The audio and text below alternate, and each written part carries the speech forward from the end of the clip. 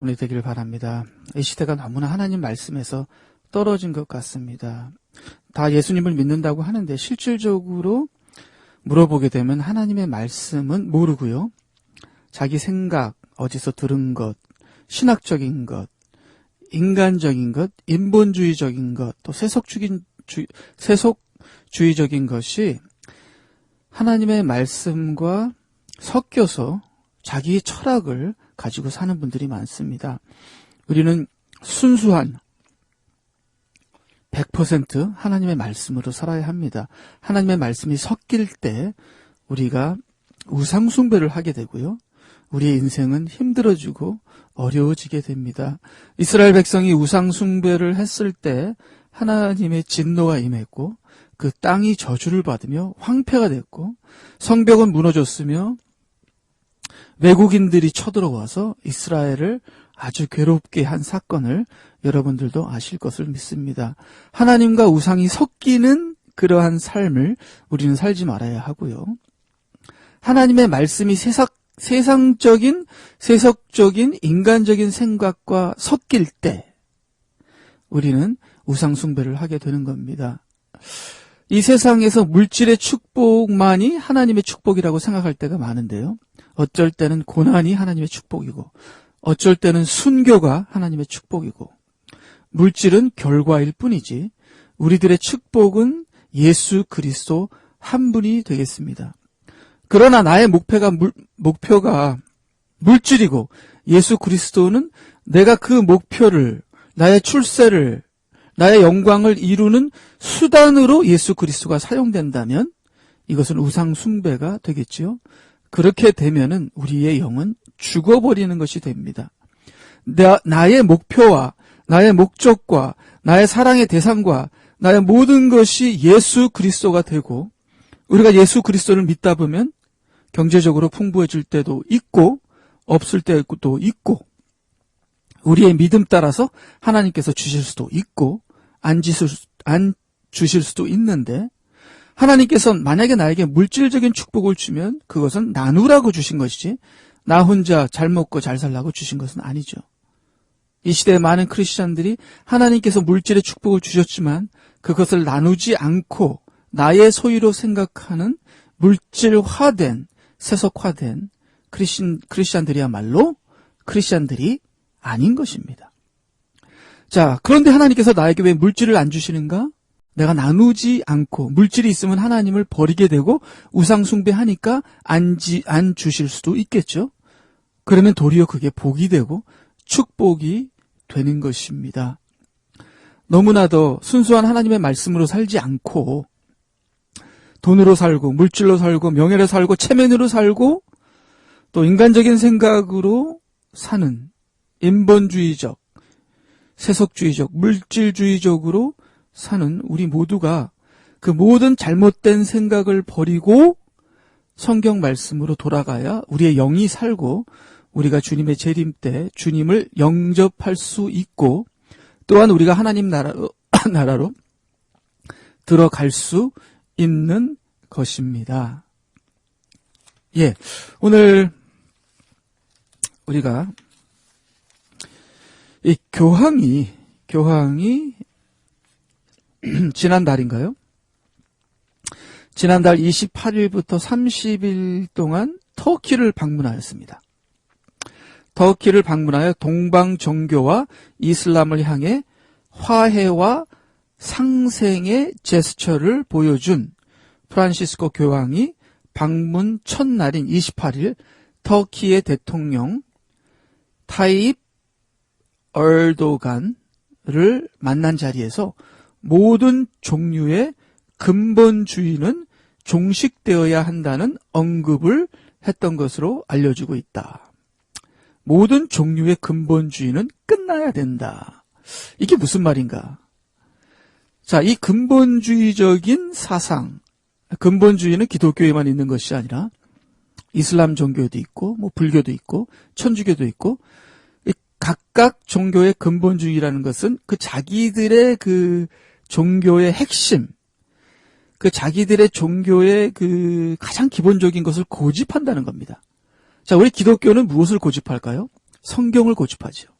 성경은 하나님의 책으로 일치의 오류도 없고 100%가 하나님의 감동으로 쓴 하나님의 계시란 것을 고집합니다. 이게 근본주의적인 사상인데요. 그리고 구원은 예수 그리스도밖에 없다는 것을 고집합니다. 이렇게 근본주의자들이 고집하는 그들의 종교의 근본주의를 교황은 싫어합니다. 자, 이슬람교에서 근본주의자들이 테러를 일으키고 또 천주교에서도 근본주의자들이 있다고 합니다. 즉 천주교의 교회를 통하지 않으면 구원이 없다고 천주교 근본주의자들은 얘기합니다. 자, 우리 기독교의 근본주의자들은 오직 예수 그리스도를 통하지 않고는, 오직 성경을 통하지 않고는 구원이 없다는 절대적인 근본주의를 갖고 있습니다. 자, 이러한 근본주의들이 끝나야 된다는 거예요. 종식돼야 된다는 거예요. 왜 프란시스코가 근본주의, 천주교의 근본주의까지도 끝나야 한다 이렇게 얘기하냐면 프란시스코 교황이 종교 통합의 운동을 하고 있습니다. 자, 그 종교 통합의 운동의 명분은 세계 평화. 자, 이 종교들이 자기들의 근본주의적인 가장 베이직한 그들의 가장 core belief, 가장 핵심적인 믿음, 사상을 가지고 서로 싸우기 때문에 이 세상이 화평이 없고 전쟁이 일어난다. 그렇기 때문에 이 세상에 평화가 오기 위해서는 근본주의자들이 없어져야 되고 근본주의가 끝나야 한다. 이렇게 얘기하고 있습니다. 제가 어저께 교회에서 한 청년이 저보고 이러더라고요. 목사님, 제가 라디오를 들었는데요. 이런 얘기를 하더라고요. 전 세계의 리더인 새 뉴 월드 오더, 신세계의 리더인 프란시스코 교황이 말씀하시기를 IS, 이슬람 국가죠. IS와 평화 조약을 맺을 수 있을 것 같습니다. 이런 뉴스를 들었다는 거예요. 그러면서 와, 성경에 나오는 다니엘의 7년, 적그리스도가 7년 동안 평화 조약을 맺고 그 다음에 적그리스도가 신세계의 리더로 이렇게 등장하는 그런 성경에 쓰는 말을 그대로 라디오에서 어떤 그 라디오 사회자가 프란시스코 교황을 향해 썼다는 거예요. 그래서 자기가 놀랐다고 하면서 저한테 얘기하는데 저도 그 얘기를 들으니까 저도 섬찟하더라고요. 자, 이 교황이 이 전 세계의 평화를 가져다 주는 신세계의 리더로 등장하고 있다는 겁니다. 여러분, 요한계시록 6장에 보게 되면 흰 말이 있고 빨간 말이 있고 검은 말이 있고 황색 말이 있잖아요. 자, 이 흰 말은 평화를 가져다 주는 말인데요. 이게 가짜 평화죠. 적그리스도가 가짜 평화를 가져다 주는데, 그렇기 때문에 적그리스도가 그때는 이제 흰말 때는 적그리스도가 밖으로 나타나지는 않지만 자기 앞에 어떤 퍼펫을 세워서 평화를 가져다 주는 역할을 하는 것이 요한계시록 6장의 흰말이 아닌가, 저는 그렇게 생각합니다. 자, 근데 지금 프란시스코 교황이 흰 옷을 입고 곳곳을 다니며 평화를 전파하고 경제, 정치, 사회, 종교 모든 면에서 평화와 화평과 하나 되는 것을 전파하는데요. 그렇기 때문에 자기 신앙을 고집하는 근본주의자들은 다 끝나야 한다 얘기를 하는 이 평화주의자 프란시스코 교황이야말로 요한계시록에 나오는 흰말이 아닌가. 자, 흰말이 나온 다음에 빨간 말이 나오고요. 전쟁의 말이죠. 그 다음에 검은 말, 죽음의 말, 그 다음에 황폐, 황색깔 말, 그것도 죽음의 말이죠. 예, 그 네 말에 대해서는 시간이 있으면 또 한번 얘기를 해보고자 하는데요. 하여튼 지금은 평화, 이 교황 프란시스코를 중심으로 세계의 평화를 가져다 주는 거짓 평화죠. 평화는 예수 그리스도를 중심으로만 될 수 있는 것이 평화입니다. 그리고 평화의 첫 번째는 하나님과 인간의 예수 그리스도를 통한 화평이고요. 그 다음에는 예수 그리스도의 영을 갖고 있는 사람들이 형제들끼리 서로 사랑하는 화평이 두 번째 화평입니다. 예수 그리스도 없는 화평은 있을 수 없는 거죠. 이번에 교황이 크리스마스 메시지를 전했는데요. 크리스마스 때가 되니까 서로 기뻐하라, 좋아하라, 즐겁게 지내라 이렇게 얘기를 합니다. 그러나 거기에 단 한마디에 예수 그리스도의 영으로 그의 십자가와 부활을 통한 기쁨을 얘기하고 있지 않습니다. 교황은 말씀도 없고 성령도 없고 생명도 없고 예수도 없는 것이 바로 교황입니다. 즉 예수 그리스도만이 우리의 구원이라는 근본주의적인 크리스천들 다 앞으로는 핍박하고 죽이고 없애려고 하는 것이 바로 교황의 의도인 것을 알 수 있습니다. 지금 현재는 크리스천을 핍박하지 않고 근본주의자들은 없어져야 된다. 그리고 그 명분을 이슬람에서 찾고 있습니다. 그러면서 이 교황이 이제 터키 찾아가서 또 동방정교회 찾아가서 또 이 동방정교회와 크리스천들이죠. 이 사람들은 좀 타락한 크리스천이죠. 자유주의적은. 그 다음에 터키에 가서 이슬람들과 찾아가서 우리들의 그 고집의 신앙을 다 버리고 이제는 하나가 되자. 그리고 고집 부리는 사람을 다 혼내줘야 된다. 뭐 이런 식으로 나오는데요. 특별히 이슬람 IS나 이러한 극단주의자들이 서로 죽이고 하는 것을 명분으로 세우면서 모든 근본주의자들은 없어져야 된다 하는 것은 결국은 크리스찬을 핍박하자는 겁니다. 왜? 크리스찬들이 독단적으로 오직 성경과 예수 그리스도만 믿기 때문에 예수 외에는 구원이 없다는 주장을 하는 크리스찬들을 핍박하기 위하는 사탄의 계략인 것입니다. 자, 그러면 크리스찬들이 근본주의라고 하는데, 자, 그럼 근본주의자들이 믿는 5가지. 근본주의자들이 믿는 5가지. 자, 첫 번째, 성경은 무오하다. 성경의 무오성. 성경은 하나님이 영감을 주신 책으로 오류가 있을 수 없다. 예. 그리고 우리 어떻게 믿습니까? 성경 밖에 없다 믿잖아요. 하나님이 우리에게 주신 계시는 성경 밖에 없습니다. 성경만이 진리이고 성경 외의 모든 것은 진리가 아닙니다. 즉 영적인 진리를 얘기하는 거죠. 절대적인 진리를 얘기하는 거죠. 그렇죠? 우리 어머니는 제 아내는 제 아내다. 그것도 진리죠. 제 어머님은 어머니다. 그것도 진리입니다. 1+1은 2다. 그것도 진리입니다. 그러나 그것은 상대적인 진리입니다. 저희 어머님도 돌아가실 것이고 천국에 가면은 저희 어머님은 어머님이 아닙니다. 그러니까 영원성 있는 진리는 아닙니다. 제 아내가 제 아내다. 진리죠. 그렇지만 천국에 가면 제 아내가 아닙니다. 결혼도 없습니다. 그렇기 때문에 제 아내는 제 아내다 하는 것은 temporarily, relatively 영원한 진리는 아닙니다. 영원한 진리는 성경밖에 없습니다. 그리고 성경은 100% 하나님의 말씀으로 무오합니다. 물론 성경이 번역되고 카피돼서 여러 가지 번역의 오류들이 있고 우리는 번역의 오류가 된 성경을 쓰지 말고 하나님께서 보존하신 오류가 없는 성경을 찾아야 하는데요. 그것도 다른 문제고요. 하여튼 하나님이 주신 성경은 오류가 없다는 그걸 믿으면 근본주의자가 되는 겁니다. 왜? 그러면은 종교 간에 통합이 일어나지 않으니까. 종교를 통합시키려고 하는 이 교황이 아니 각각 종교에 각각 그 경전이 있는데 모슬람은 뭐 코란이 있고 기독교는 성경이 있고 뭐 여호와 증인은 뭐 몰몬교가 뭐 있고 뭐 불교에는 뭐 8만 대장경이 있고 다 각자 책이 있는데 내 책만 진리고 다른 책은 다 거짓이다 하게 되면 종교 통합이 안 되잖아요. 그렇기 때문에 근본주의자들을 다 말소시키려고 하는 것이 교황의 계책입니다. 천주교의 근본주의자들까지도 끊어버려요. 그래서 교황이 천주교의 근본주의자들을 막 지금 자르고 있잖아요. 무서운 일이 일어나고 있습니다.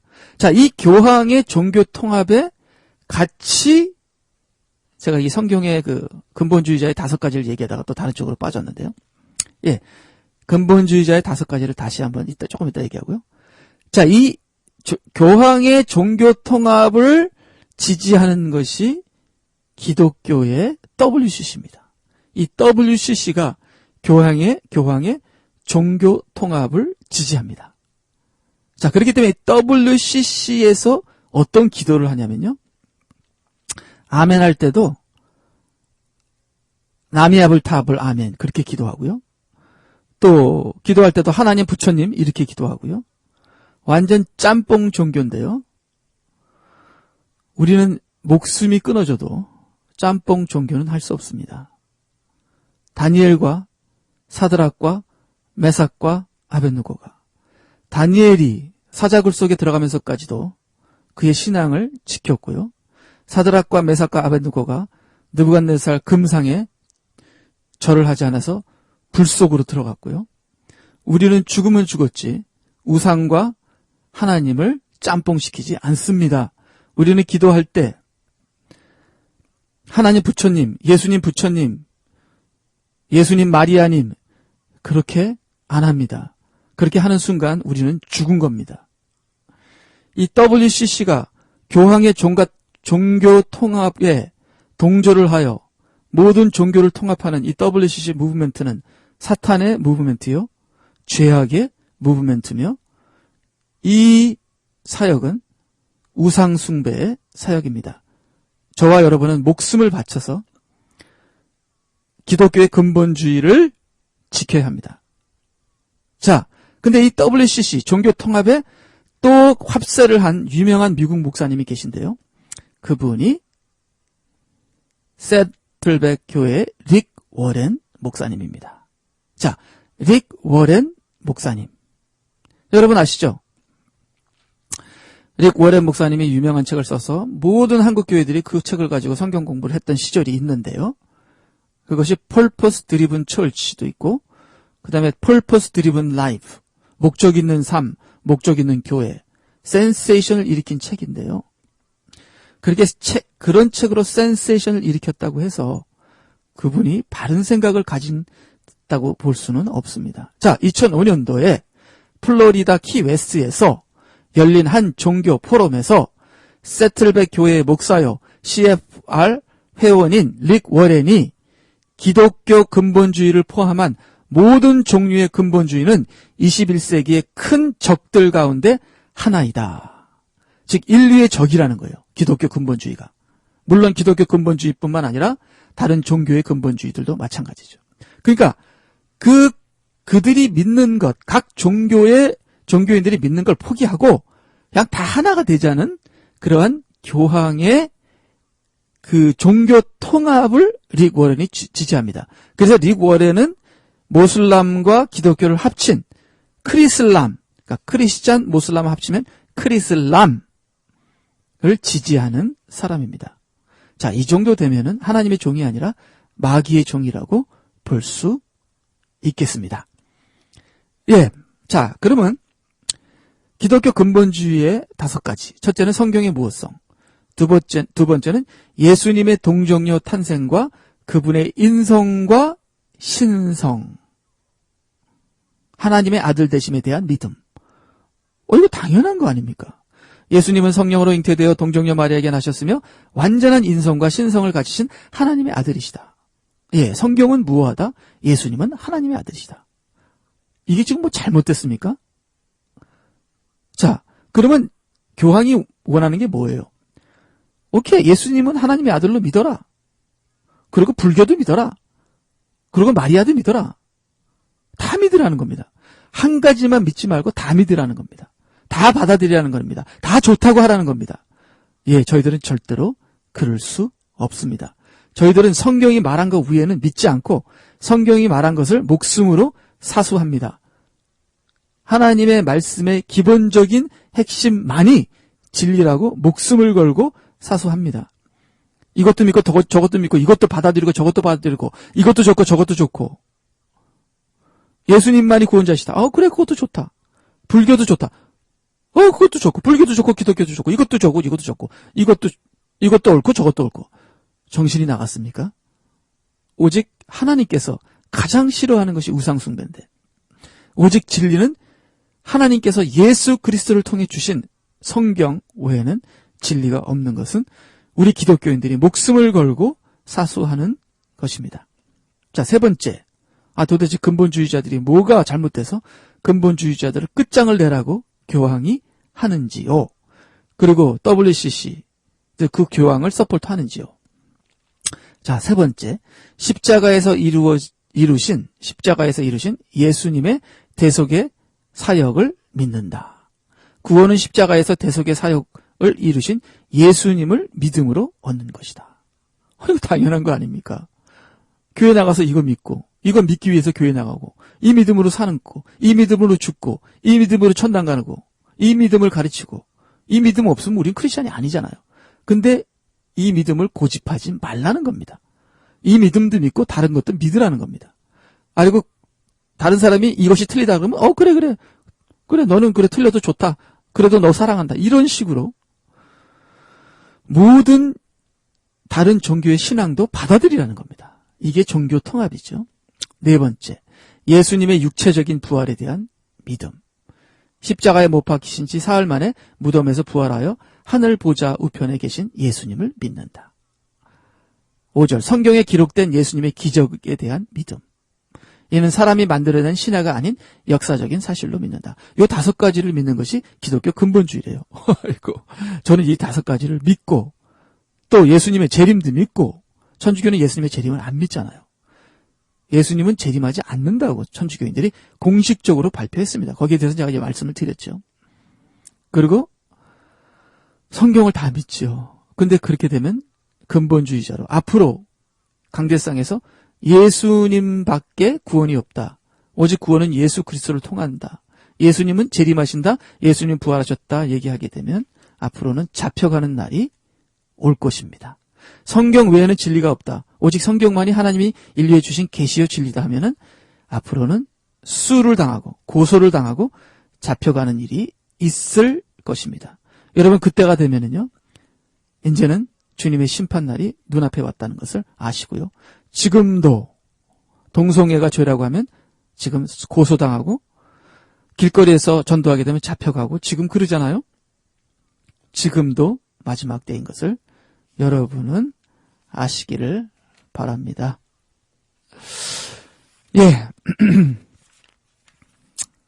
예, 또 한 가지. 예. 또 한 가지 뉴스를 말씀을 드리겠습니다. 예, 우리 교회의 전별금이라는 것에 대해서 제가 한번 말씀드린 적이 있죠. 전별금. 이 전별금이 이제 이 퇴직금 같은 건데요. 퇴직금 같은 건데, 이 특별히 대형교회에서는 목사님들에게 전별금을 주는 사례들이 지금 많이 일어나고 있는데요.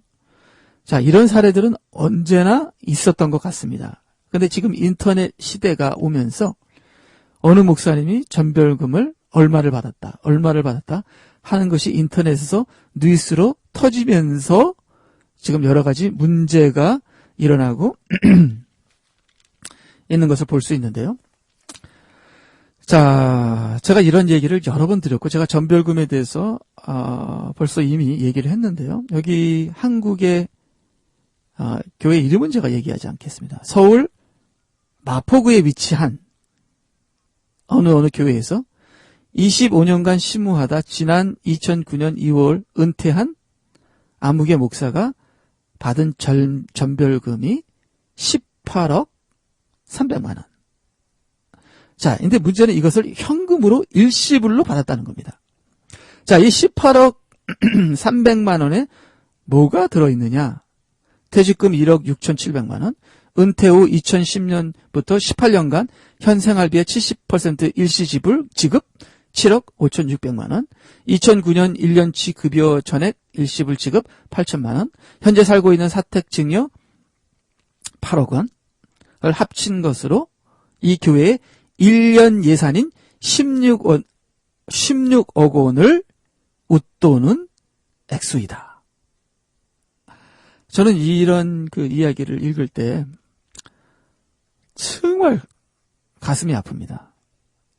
화가 납니다. 분노합니다. 물론 저도 대형교회 목사가 됐다면 이 꼴이 됐을 것입니다. 저도 돈에 눈이 어두워 미쳐버렸겠죠. 마귀가 됐겠죠. 저는 제가 옳고 이분이 나쁘다 그런 것이 아니라 이거는 기독교에서 있을 수 없는 것이다. 자, 미국이 좋습니다. 미국은 세금을 냈으면 나라에서 뭐 700불, 800불 그렇게 받잖아요. 그러면 교회에서 여기 노인 아파트가 있잖아요. 그럼 나라에서 700불, 800불 받는 것으로 노인 아파트를 들어가고 또 뭐 몸이 아프다 그러면 보험이 있잖아요. 그러면 700불, 800불로 만약에 세금한 것이 얼마 안 돼서 뭐 3, 400불 밖에 받는 게 없다.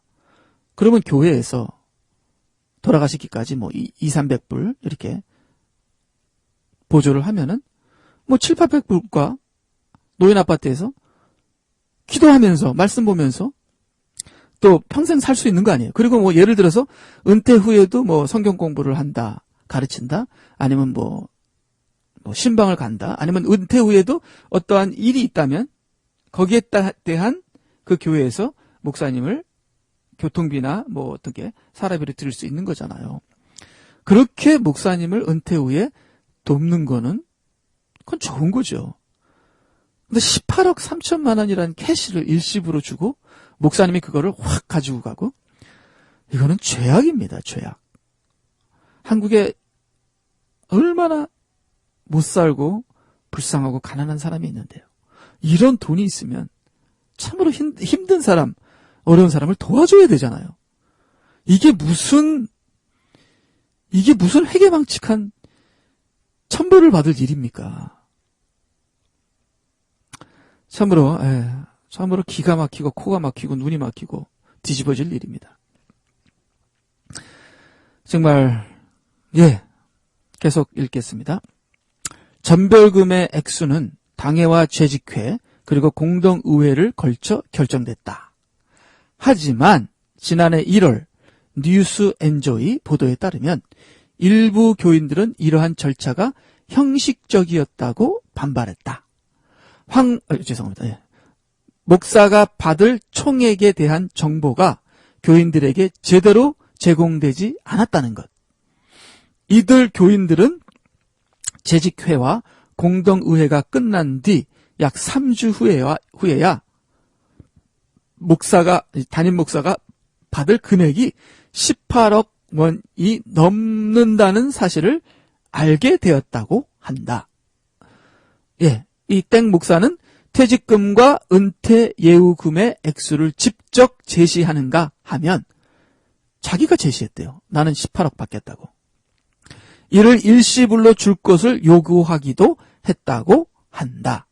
이에 일부 교인들은 18억 원이면 일반인은 평생 벌어도 만져보지 못할 액수다라며 이런 거금을 성직자가 직접 요구해서 받는 것을 이해할 수 없다고 부정적인 반응을 나타냈다. 아이고 주여, 기가 막히고 코가 막히네요. 자, 목사님들이 부자입니다. 대형교회 목사가 되면 팔자 고치는 거죠. 자, 대형교회 목사나 가난한 교회 목사나 뭐 중형교회 목사는 다 목사입니다. 목사는 목사로서의 삶을 살아야 하고 목사는 가난하게 살아야 합니다. 가난하게 산다는 거는 굶으라는 게 아니라요. 일용한 양식만 가지고 살라는 거죠. 저와 모든 목사님들과 우리 교인들도 일용한 양식으로 삽시다. 그리고 우리에게 있는 여유는 서로 나누면서 사는 저와 여러분이 되시기를 바랍니다. 한 가지 뉴스, 또 한 가지만 뉴스를 마치겠습니다. 뉴스를 보겠네요. 지금 제가 가져오지 않은 기사가 있는데요. 한국에서 이제는 모든 그 돼지나 소에게는 백신을 줘야 돼. 백신, 그렇죠? 왜냐하면 지금 AI 인플루엔자 그 병균 때문에 지금 새나 그러니까 뭐 닭이나 돼지나 소를 막 처벌하고 있거든, 막 죽이고 있거든요. AI 인플루엔자 병 때문에 백신을 주고 있습니다. 자, 그렇기 때문에 백신을 안 놓으면은 돼지나 소를 기를 수가 없는 거죠. 자, 근데 문제는 이 백신 안에 무서운 인구 감소를 위한 무서운 음모가 들어올 수 있다는 겁니다. 이 백신을 맞은 사람들이 죽거나 병에 걸리거나 그런 일들이 세계 각각 처소에서 일어나고 있고요. 백신을 맞는 아기들이 죽는가 하면 백신을 통해서 어떠한 그 미국 정부에서 그 안에 균을 집어넣어서 테스트를 한다든가 그런 일들이 밝혀지고 드러나고 있는 상황에 여러분 백신을 믿을 수가 없습니다. 절대로 백신을 맞지 마세요. 특별히 감기 백신 같은 거 맞으면 안 됩니다. 자, 그런데 한국에서 소나 돼지나 그런 데다 백신을 반드시 넣어야 되고 안 넣으면은 불법이 되는 그런 법이 패스가 되게 되면 우리가 백신을 안 맞으려고 해도 백신 맞은 돼지를 먹으면 그 백신에 그 들어가 있는 독소가 우리한테 들어오게 되는 겁니다. 참으로 마지막 때입니다. 우리는 이러든지 저러든지 독소를 마시게 되고 독소를 먹게 되는 상황에 있습니다. 예. 지금 그 메디컬 이멀전시, 즉 의료 이멀전시가 일어나는데요. 여러분 항생제가 있잖아요. 이 항생제가 정말 인류를 살리는 큰 역할을 해왔습니다. 예를 들어서 항생제의 가장 그 기초되는 것이 이 뭐죠? 그 아스피린이 아니라 그 뭐죠? 기억이 안 나네요. 기억이 안 납니다. 하여튼 그 병균을 죽이는, 그걸 누가 발견했잖아요. 그 이후에 그것보다 훨씬 난 항생제들이 발견됐습니다. 근데 문제는요, 이 시대에 항생제 내성균들이 생기기 시작했습니다. 그래서 지금 현재 갖고 있는 항생제로 죽일 수 없는 슈퍼 박테리아들이 지금 무한하게 일어나고 있다는 거. 여러분 제가 옛날에 라디오를 통해서 얘기하고 있었습니다. 자, 근데요. 지금 영국 정부 보고서를 보게 되면 항생제 내성 위험이 지구 온난화보다 심각하다. 항생제 내성 확대 문제를 해결하지 못하면 2050년도에는 슈퍼박테리아 감염 사망자가 세계적으로 연간 1천만 명씩 발생할 수 있다는 경고가 나왔다. 자, 이것이 엘리트들이 인구를 감소하기 위해서 지금 하고 있는 프로젝트 중에 하나가 아마 슈퍼박테리아 아마인 것 같습니다. 에이즈를 통해서, 에볼라를 통해서, 또 여러 가지 병균을 통해서 지금 엘리트들이 인구를 감소하고 있는데요. 이제 슈퍼박테리아 감염을 통해서 또 인구 감소가 일어난다고 저는 개인적으로 믿습니다. 예. 그 기사를 읽게 되면요. 보고서 작업을 이끈 골드만삭스 출신의 이코노미스트 짐 오닐은 항생제 내성 확대가 의료 현장에 미칠 영향까지 고려하면 이런 숫자는 더 늘어날 수 있다고 강조했다.